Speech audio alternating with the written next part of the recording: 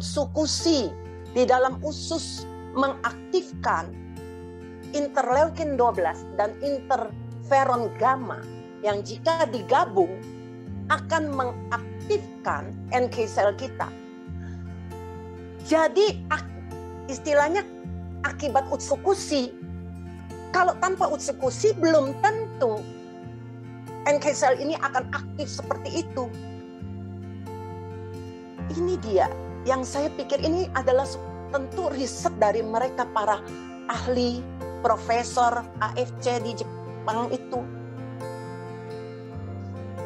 yang menemukan istilahnya saya mungkin formula atau racikan mereka sehingga bisa mengaktifkan NK sel ini. Ini tidak gampang dan tidak bisa asal-asalan. Jadi tentu ada sesuatu yang sehingga bisa membuat NK sel kita menjadi aktif. Bahkan saya baca di beberapa jurnal, ternyata NK sel ini adalah garda terdepan. Garda terdepan. Karena dulu saya juga nggak tahu NK sel itu apa. Saya cuma tahu salah satu ya sel imunitas. Nah, sel imunitas ini memang banyak. Yang saya tahu untuk membunuh sel kanker itu ada dua. Sel limfosit T dan NK sel. Tapi sel limfosit T ternyata yang saya baca, dia bisa istilahnya dibohongin dengan sel kanker karena sel kanker itu termasuk sel yang sangat cerdas. Dia bisa sembunyi dari sel T sehingga sel T tidak bisa menemukan dia. Tapi NK sel tidak bisa dibohongin. NK sel bisa menemukan sel kanker tadi. Kalau saya lihat seperti itu, wah ini sel luar biasa sekali. Ini yang semakin menarik saya. Ini yang membuat saya semakin tertarik sekali. Jadi kenapa saya jadi kepengen istilahnya saya begitu kepengen sharing untuk ke teman-teman saya. Tadinya saya bukan apa-apa, mungkin saya termasuk sebenarnya kalau teman-teman lihat saya sepertinya saya ini orang yang ekstrovert ya. Sebetulnya saya itu introvert. Tapi karena saya sebetulnya tidak terlalu suka dipublikasikan atau di ini ya. Tapi karena Mrs. Sherry ini selalu sudah berkali-kali berkata kepada saya, "Dok, mungkin dokter bisa sharing karena ini bisa memberkati." Tadinya saya cuma pikir untuk share ke teman-teman grup-grup aja yang dekat-dekat atau kenalan saya aja. Tapi saya nggak ingin secara luas. Tapi ya karena saya pikir seperti itu share katakan, oke lah, saya cobalah. Ya dengan maaf dengan banyak kekurangan saya karena jujurnya saya tuh cuma dokter gigi, bukan dokter umum yang jauh pengetahuan mereka jauh melebihi saya. Nah ini yang saya ingin sharingkan apa yang saya rasakan dan apa yang istilahnya yang saya tahu. Nah jadi itulah yang membuat saya itu tertarik. Ternyata tidak banyak dokter yang sudah tahu tentang NK cell. Saya pun baru tahu belakangan. Washington University pun mempublikasikan itu tahun kemarin, 2021. Jadi waktu saya baca itu, saya semakin hebat. Kita berharap mungkin NK cell ini nanti akan menjadi imunoterapi yang akan bisa membantu banyak pasien kanker yang sudah lanjut ya, yang sudah sulit sembuh ya. Kita berharap seperti itu. Tapi kalau kita lihat kan artinya bukan NK cell yang begitu aja, tapi NK cell yang memang diproses. Kalau Washington University mereka mengambil dari donor. Kalau kita minum, jadi itu mengambil dari donor kemudian diproses di luar, dimasukkan atau dipaparkan dengan yang tadi saya katakan interleukin 12, 15, 18 itu yang membuat sel-sel NK ini menjadi sangat aktif untuk membunuh sel kanker. Nah, anak saya sendiri sebagai seorang dokter katakan memang tidak banyak dokter yang memang karena ini kan bukan istilahnya yang umum yang mereka biasa pelajari di bangku kuliah. Jadi anak saya bilang, memang banyak yang belum kenal. Nah, inilah waktunya mungkin kita memperkenalkan. Sebab dengan seperti ini, ya tentu mungkin ada kekurangan-kekurangan lainnya dari, saya belum tahu nih ya, nanti riset yang akan datang. Tapi saya lihat mereka sudah mengarah ke sana tahun kemarin 2021. Sedang kita sudah, AFC sudah produksi Utsu ini dari berapa tahun yang lalu loh. Artinya AFC ini perusahaan yang luar biasa loh. Inovatif banget. Mereka punya pengetahuan yang bagus gitu loh, yang luar biasa juga. Nah, seharusnya kita di sini kita belajar. Kalau kita sampai kena kanker pun, itu kalau teman-teman baca, biasanya kalau tanda itu sudah terjadi untuk ternyata kanker, umumnya itu sudah lanjut. Maksudnya kanker ini umumnya sudah lanjut. Nah, kalau kanker itu sudah lanjut, apakah pasti bisa ditolong atau diobati sembuh? Kemungkinan besar juga bukan. Kemungkinan besar tidak. Nah, kenapa saya bilang kalau teman-teman ini tahu NK cell ini bagaimana dia itu garda terdepan, lebih pintar. Dia tidak perlu menunggu waktu. Nah, mungkin saya analogikan begini ya. Kalau rumah kita istilahnya didatangin penjahat. Kalau keamanan kita, rumah kita, maksudnya mungkin security kita sudah siap di depan rumah, sudah siap. Penjahat datang, dilawan oleh security kita. Kalau security kita cukup kuat, penjahat itu nggak akan mampu masuk, ya kan? Jadi mereka nggak bisa merusak rumah kita. Nah, beda kalau kita tidak punya security yang kuat di depan. Keburu masuk, penjahat itu sudah mengobrak-abrik, istilah saya mungkin mengobrak-abrik dalam rumah kita. Baru kemudian datanglah polisi. Tapi kehancuran itu yang sudah terjadi di dalam rumah kita tidak bisa diperbaiki lagi. Maksudnya nggak bisa dicegah karena memang sudah hancur. Nah, ini yang saya kalau pikir, maaf ya, ini pemikiran saya sama dengan kayak NK cell. Dia itu garda terdepan. Kalau dia cukup kuat, begitu. Dan dia non-spesifik lagi. Artinya dalam arti begini. Virus siapa aja, lu datang ke sini, gua hajar. Istilahnya seperti itu. Pokoknya virus, bakteri, siapapun istilahnya musuh, datang dihajar. Tapi kalau NK cell kita lemah, ya nggak bisa. Nah, tapi juga jangan teman-teman lupakan satu hal. Yang namanya seperti virus, itu virus load-nya itu juga hati-hati. Kalau yang datang itu karena kita sudah lengah, ya istilahnya kita nih udah lengah dalam arti gini, sudah virus COVID sudah nggak ada, udah hampir nggak ada, jadi kita bebas, mari kita buka masker, kita ngobrol segala macam.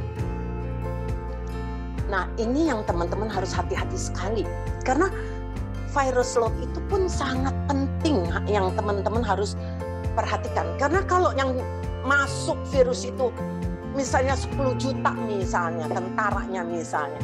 Terus teman-teman punya tentara cuma 10.000, yang mana mampu untuk melawan. Udah pasti dia akan masuk. Tapi kalau teman-teman punya tentara dan kemampuan dia itu kuat, maka dia bisa misalnya membunuh, datang 10.000, dia punya kemampuan bisa membunuh 10.000. Virus itu tidak akan merusak organ tubuh kita, karena dia nggak ada kesempatan untuk masuk ke jaringan tubuh kita. Ini dia yang perlu, yang saya pikirkan. Kenapa perlu? Tapi teman-teman maaf, banyak saya lihat ya, oh kalau sakit aja baru minum Utsu. Teman-teman harus tahu, yang namanya proses itu nggak begitu istilahnya untuk mengaktifkan NK cell itu bukan begitu gampang. Sekarang minum langsung, tidak, dia perlu proses. Nah, kenapa saya bilang kalau teman-teman memang bisa, mungkin 1 saset atau enggak setiap hari atau ini, secara sering kontinu, itu sangat membantu. Itu sangat membantu. Nah, nanti mungkin saya cerita kepada mungkin mengenai seorang teman baik saya ya. Ini salah satu yang menguatkan saya juga ya. Teman saya ini dia penderita kanker prostat.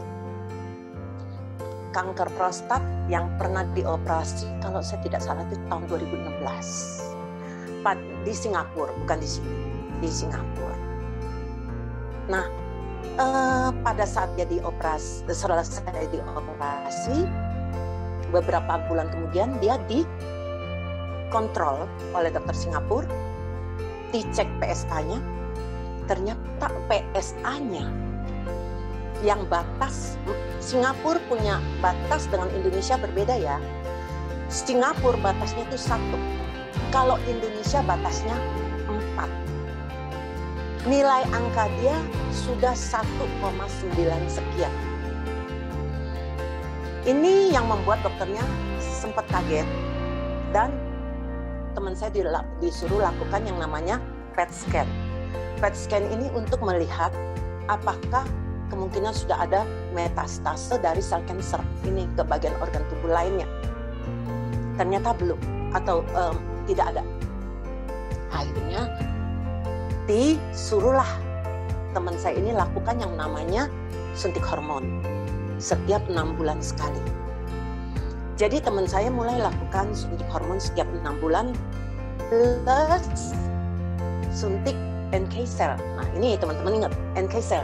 Jadi teman-teman ingat ya, NK cell teman saya ini suntik NK cell ke China. Kalau dirupiahkan 2 terapi itu lebih kurang, ternyata dirupiahin lebih kurang itu hampir 200 juta. Nah, teman saya harus lakukan setiap setengah tahun sekali. Jadi setiap setengah tahun dia harus lakukan. Pada awal 2020 teman saya ini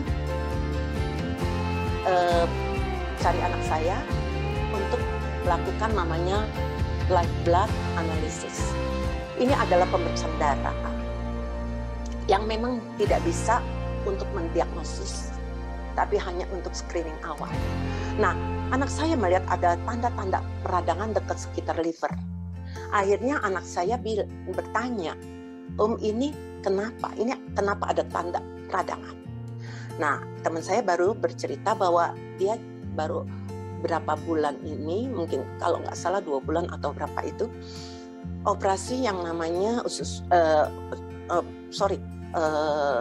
empedu. Operasi empedu, tapi anehnya sudah berapa bulan kok kelihatan masih ada radang. Akhirnya anak saya anjurkan minum Suba Utsu tadi. Suba Utsu, kemudian waktu saya tahu begitu, saya juga jelaskan ke teman saya bahwa Suba Utsu ini ternyata bukan hanya untuk radang yang sekarang dia ini, tapi juga bisa untuk mengarah ke kanker. Dia untuk mencegah kanker dia. Itu akan sangat baik sekali kalau dia minum. Teman saya tentu karena dekat sama saya jadi dia percaya ya. Ini kan bicara kepercayaan. Sampai Juli 2020 dia lakukan pemeriksaan darah lagi. Semua lengkap. Hasilnya ternyata PSA dia tidak cuma 0, sekian. Padahal Indonesia punya batas itu 4. Jadi artinya PSA dia itu sangat bagus. Akhirnya Akhirnya dia minum teruslah. Berapa yang dia minum? Sehari 2 suba, 2 usu. Nah, sampai tahun ini, Mei tanggal 20, dia berangkat ke Singapura. Tanggal 21 dia telepon saya dari Singapura. Tanggal 21 Mei dia telepon, dia bilang, ini dokter yang operasi dia minta kamu berikan kompos, maksudnya apa isinya yang saya minum itu, suba dan utsu itu. Kenapa saya tanya? Ini ternyata hasil lab dokternya. Jadi dia cerita ke saya, dokternya itu sudah sangat khawatir dengan keadaan teman saya ini karena 2,5 tahun tidak pergi kontrol, sampai dokternya berkata, kalau kamu sampai kambuh lagi, saya belum tentu bisa menolong lagi. Makanya dokternya sangat khawatir. Jadi dokternya minta dia periksa PSA-nya semua. Ternyata PSA-nya sangat bagus. Kemudian ginjalnya. Teman saya pernah bermasalah ginjal karena pernah mengalami sakit malaria yang parah. Akhirnya dikasih obat. Dan akhirnya obat dosis tinggi, akhirnya kehantam ke ginjal dan liver dia. Makanya dokter Singapura ini berkata, ternyata ginjal kamu pun bagus, stabil. Berarti yang kamu minum selama 2,5 tahun ini sifatnya aman buat kamu. Tidak. Nah, jadi dokter ini mengakui, dokter Singapura ini mengakui bahwa suba dan utsu yang diminum oleh teman saya selama 2,5 tahun, sehari 2 suba 2 utsu, ternyata tidak membahayakan ginjalnya, tetap membuat dia sehat. Nah, jadi itu yang saya katakan, ini salah satu juga semakin menguatkan saya bahwa ternyata dokter Singapura itu pun mengakui, dan dokter itu sampai hari ini hanya suruh kontrol aja nanti 1,5 tahun, tapi cukup minum suba dan utsu saja, tidak yang lain, tidak suntik hormon juga. Nah, kalau saya bandingkan harga ya, kita bicara harga ya. Coba teman-teman pikir, teman saya ini minum 2 suba 2 utsu, kan 6,8. Saya anggap 7 juta lah nanti untuk bulan depan ya, lebih kurang 7 juta. 7 juta lebih dikit ya. 7 juta kali 12, baru 80 juta lebih ya. Tapi kalau dia berobat hanya untuk suntik tok, sudah 1 tahun, sudah hampir 400 juta. Tapi itu pun hanya untuk NK cell, tidak bisa untuk istilahnya gini loh. Kalau pankreasnya dia bermasalah atau ginjal dia bermasalah, ya nggak bisa. Artinya itu kan cuma NK cell. Kalau misalnya untuk regenerasi ya nggak ada. Suntikan NK cell-nya itu ada regenerasi selnya nggak? Ya nggak ada. Nah, jadi kalau teman-teman, mungkin disinilah teman-teman bisa berpikir dan menceritakan atau membandingkan untuk orang-orang yang selalu berkata mahal. Mungkin teman-teman bisa sharing seperti itu. Jadi murah ya, oke. Ternyata murah banget ya katanya. Iya iyalah, kalau kita pikir, coba teman saya malah sekarang ya, kulit mukanya kelihatan, jujur dia hampir 70 tahun ya, beda berapa tahun dari saya. Dia juga kelihatan seger, kelihatan energi. Bahkan waktu sempat dia cerita, dia pergi naik mobil satu dengan saudaranya, itu kena COVID, dia ya nggak kena COVID. Jadi selain ke muka, ke kulit, kemana, ke organ, terutama ke organ-organ yang kita nggak pernah tahu, yang mungkin mulai degeneratif, karena degeneratif itu pasti terjadi. Untuk semakin usia, ya semakin tinggi atau semakin tua, pasti degeneratif itu pasti terjadi, nggak mungkin tidak terjadi. Nah, kalau degeneratif itu semakin lama, semakin banyak, semakin lebih banyak dibandingin regenerasi selnya, makanya nggak heran kalau nanti kelihatan semakin tua, keriput, penyakit degeneratif, organ-organ rusak, muncul penyakit-penyakit